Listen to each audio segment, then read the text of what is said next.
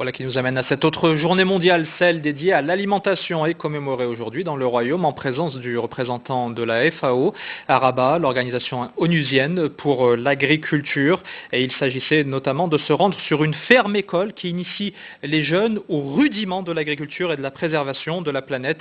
La préservation de la planète qui est la thématique choisie pour cette édition. Voyez ce reportage de Kawthar Dahdouh et Ala-Eddine Hamidi. C'est dans cet espace de formation de jeunes agriculteurs qu'ont pris place les célébrations de la journée mondiale de l'alimentation. Dans la commune rurale d'Eit Bahtar-Misset, cette ferme accueille une cinquantaine d'élèves spécialisés dans l'agriculture familiale. Selon le ministre de l'Agriculture et de la Pêche maritime, Aziz Arnouch, ce secteur est en pleine effervescence au Maroc et les chiffres le confirment.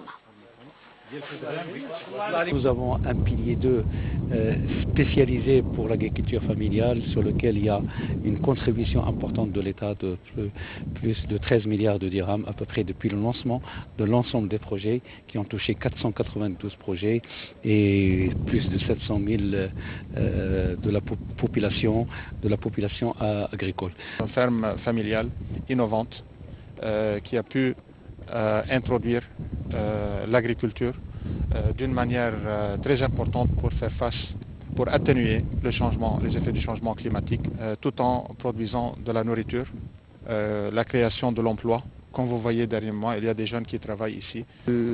Grâce à cette formation de 2 ans, j'ai appris différentes techniques. Désherbage, l'irrigation, fertilisation. Cette agriculture solidaire fait partie des priorités du plan Maroc Vert qui a boosté la création de coopératives agricoles dans l'ensemble des régions du Royaume. Des micro-entreprises qui contribuent concrètement à assurer la sécurité alimentaire. Nous fabriquons du couscous et différents produits à base de plantes de la région d'Oumès. Nous recyclons les résidus de café après son infusion pour en fabriquer du savon bio. Soit utilisé autrement.